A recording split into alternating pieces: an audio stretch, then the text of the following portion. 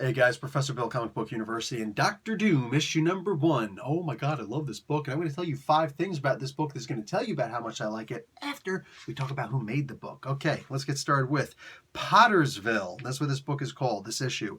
Writer, Christopher Cantwell. Artist, Salvatore LaRocca.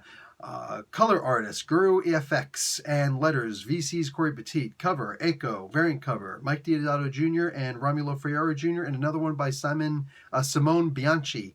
Anyway, graphic designer Carlos Lau and Stanley and Jack Kirby created Dr. Mother Effin' Doom. Biatch! So check this out. We've got number 1 on this list. This is a current story.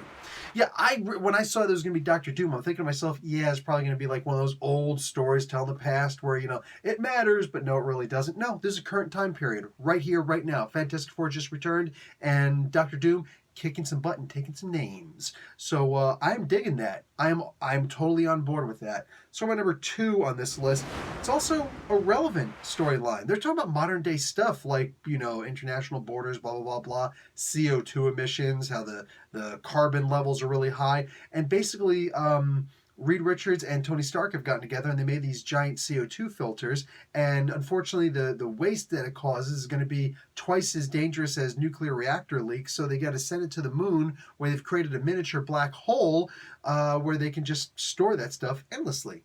Yeah. That's insane. People weren't freaking over about it, which is a little bit weird to me because I remember when the Large Hadron Collider was being made, they are actually, and especially when they were getting ready to do the first test to actually prove the existence of the theoretical Higgs boson, they called the God particle, and they're like, oh, it's going to make a miniature black hole. Even if they make a miniature black hole the size of a freaking molecule, it could suck up the entire Earth and we'll all be dead. And it's like, wow, you people are really freaking stupid, aren't you? But that's what people think when they don't actually understand science. That's what they believe. So, yes, it could have been dangerous. It could have went really wrong. But not suck up the entire freaking world. I mean, come on. Anyway, so yes, this is what they were planning on doing. And the people would have been freaked out, all right? They would have been way more freaked out than this. Anyway, awesome. We're doing current stuff. Let's talk about number 3 on this list. Kang! Kang shows up intermittently, sparsely, just for a couple moments, every so often.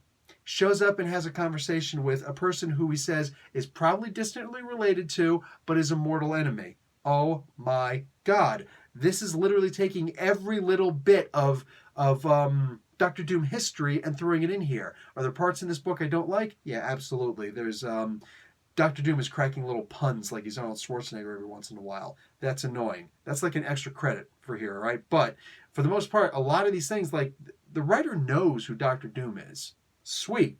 Sweet. It's one thing to just say it's cool armor. Let's make a book about him. No, actually knows who he is. Just the jokes. A little bit much with the jokes. So my number 4 on this list.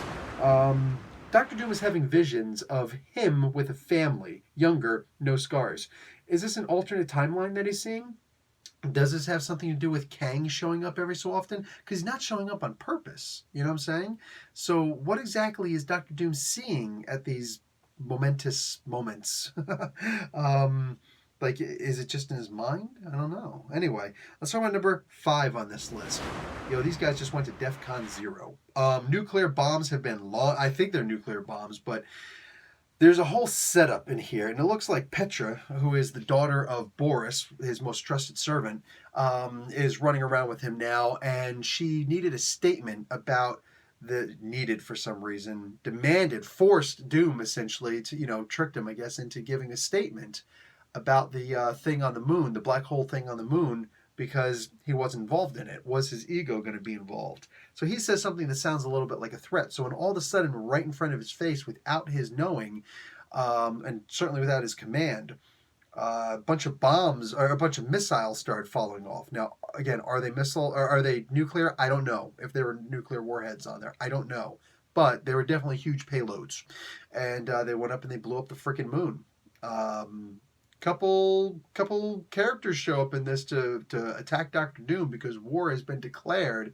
Doctor Doom's under arrest. Doctor Doom says something you'd figure he'd never say about Latveria, but it was amazing. So this was a hell of a first issue. Wow. I am definitely going to be reading the next issue.